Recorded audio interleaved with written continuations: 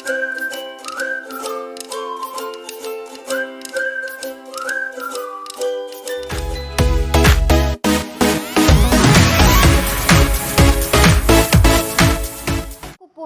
माल nutrition से English में बोलते हैं। कुपोषण क्या है?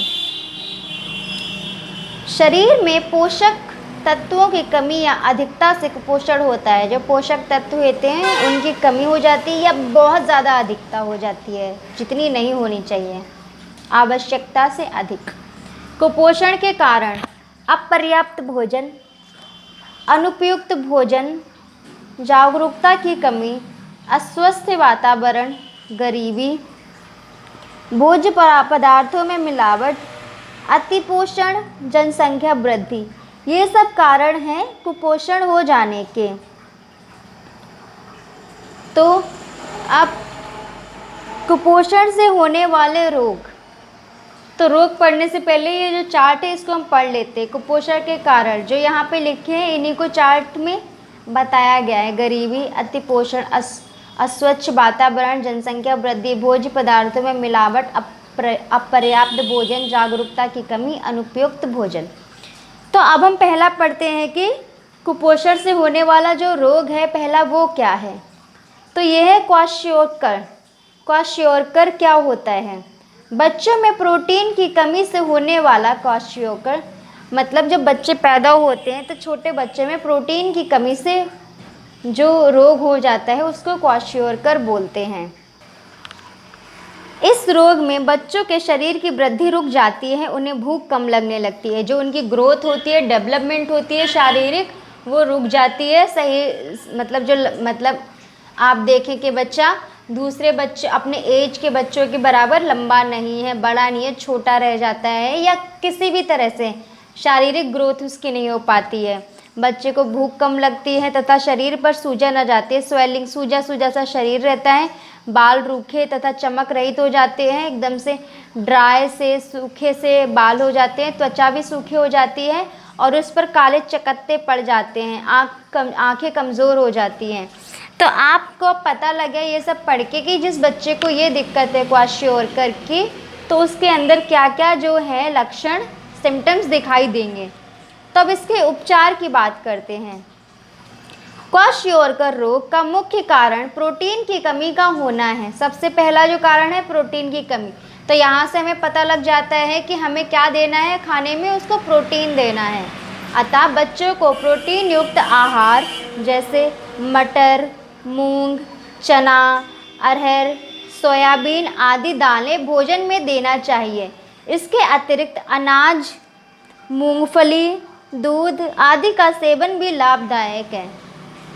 बहुत सारी चीज़ें प्रोटीन युक्त होती हैं जो हम दे सकते हैं। इनमें से उन्होंने कुछ दाल और कुछ अनाजों के बारे में बता दिया है। इसके अलावा बच्चे की बात हो रही तो बच्चों को हम दूध भी दे सकते हैं। दूध सबसे अच्छी चीज़ है बच्चों के लिए, प्रोटीन के लिए।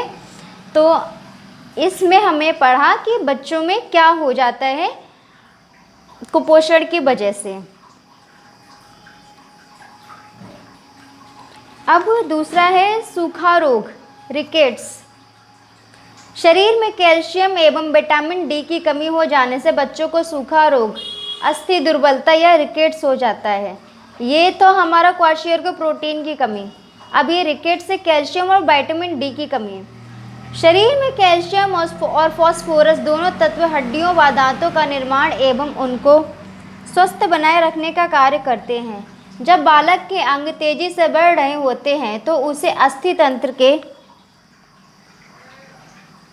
निर्माण के लिए कैल्शियम और फास्फोरस दोनों खनिजों की अधिक मात्रा की आवश्यकता होती है। इनके अभाव में बच्चे का विकास कम होता है तथा शरीर अन्यत्र दुर्बल हो जाता है, जिसे सूखा रोग कहते हैं। सूखा रोग ना हो इसके लिए बढ़ते हुए बच्चे को प्रतिदिन लगभग 1.5 ग्राम कैल्शियम और 1.5 ग्राम फास्फोरस की आवश्यकता होती है। तो अब जो बच्चे ग्रोथ में हैं, जो बड़े हो रहे हैं, जिनकी वृद्धि हो रही है, तो उनको क्या क्या चीज़ें चाहिए होती है? प्रोटीन, कैल्शियम, विटामिन, ये सब चीज़ें चाहिए होती हैं। तो तो जो दो खनिज हैं कैल्शियम और फास्फोरस, इनकी कमी हो जाती है। इसकी वजह से बच्चा कमज़ोर हो जाता है, उसकी हड्डियाँ वीक हो जाती हैं, कमज़ोर हो जाती हैं और वो बहुत पतला सा सूखा सा दिखने लगता है, इसलिए इसको सूखा रोग कहते हैं। अब इसका उपचार क्या है? सूखा रोग शरीर में कैल्शियम, फास्फोरस एवं विटामिन डी की कमी से होता है, अतः इन तत्वों की पूर्ति हेतु दूध, दही, पनीर, अंडा, दाल, फल तथा पत्तेदार सब्जियों का सेवन करना चाहिए। दैनिक आहार में दूध तथा दूध से बने पदार्थों का सम्मिलित करने से ये दोनों तत्व पर्याप्त मात्रा में सहज ही प्राप्त हो जाते हैं। अब आपको पता लग गया इसको पढ़ के कि अगर बच्चा कमज़ोर है, हड्डियाँ दिख रही हैं, बहुत सूखा सा है, तो सबसे पहले हमें उसको दूध दही खिलाना शुरू कर देना है। उसके अलावा पनीर, अंडा, दाल, फल और पत्तेदार सब्जियां भी उसको हमें खिलानी शुरू कर देनी है।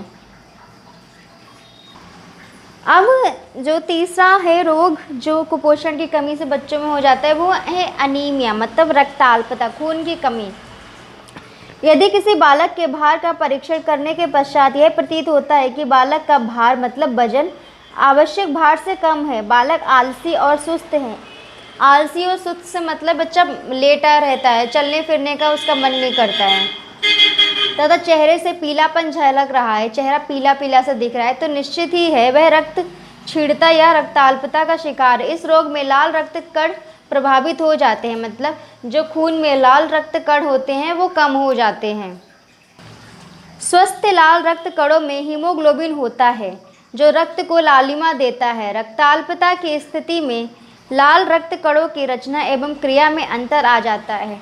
शरीर के अंदर जो लाल रक्त कणिकाएं होती हैं वही हीमोग्लोबिन बनाती हैं। तो जब हीमोग्लोबिन कम हो जाएगा तो खून भी कम होगा और बच्चे में लाल जो रेडनेस होती है खून की वजह से वो चली जाएगी और पीला पीला सा पेल फेस दिखाई देगा बच्चे का।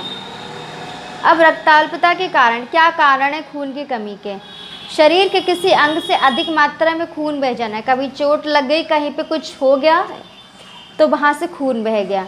दूषित पेयजल, व्यक्तिगत एवं भोजन संबंधित अस्वच्छता के कारण पेट संबंधी संक्रमण का होना, जिससे मल के रास्ते खून आना। कई बार होता है बच्चे उल्टा सीधा गंदा खाना खा लेते हैं जिनकी वजह से उनके पेट में दिक्कत आ जाती है, इन्फेक्शन हो जाता है, जिस वजह से उनके मल के रास्ते से उनको खून आने लगता है, बॉडी का खून मल के रास्ते से बाहर चला जाता है, जिसकी वजह से भी उनमें खून की कमी हो जाती है।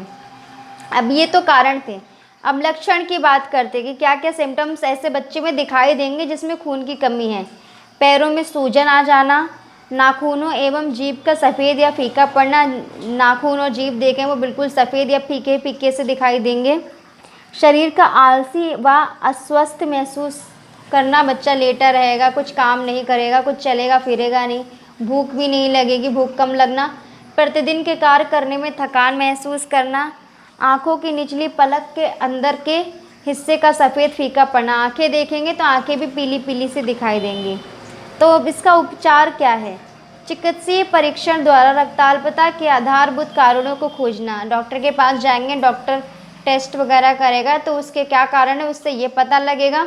मौसमी हरे पत्तेदार सब्जियों का प्रचुर मात्रा में सेवन करना, मौसम में जो भी हरे पत्तेदार सब्जियां आ रही हैं उनका सेवन करना। रक्त में हीमोग्लोबिन की कमी को दूर करने के लिए लौह तत्वों से युक्त भोज्य पदार्थों का लेना, मतलब हीमोग्लोबिन की कमी है उसके लिए हमें जिन भोजन में लौह तत्व होते हैं, आयरन होती है, ऐसे भोजन को हमें लेना चाहिए। जब हमें खून की कमी होती है तो हीमोग्लोबिन को बनाने के लिए हमें आयरन की ज़रूरत होती है। आयरन हमारे शरीर का ही एक तत्व है, शरीर में पाया जाने वाला। तो जिन भोज्य पदार्थों में आयरन या लौह होता है उन पदार्थों को हमें खाना है।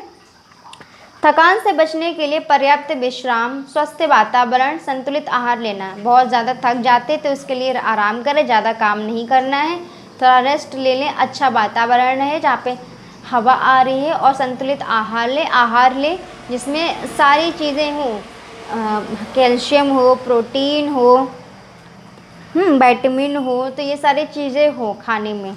साफ़ सफाई का ध्यान रखना है और खुले में शौच ना करना। साफ़ सफाई रख के नहाए धोए, अच्छे कपड़े पहने और बाहर खुले में शौच करने के लिए ना जाए, क्योंकि खुले में शौच करने से भी कभी कभी हमें कई तरह के इन्फेक्शन हो जाते हैं हमारी बॉडी में, इसलिए हमें ये सब चीज़ें नहीं करनी है।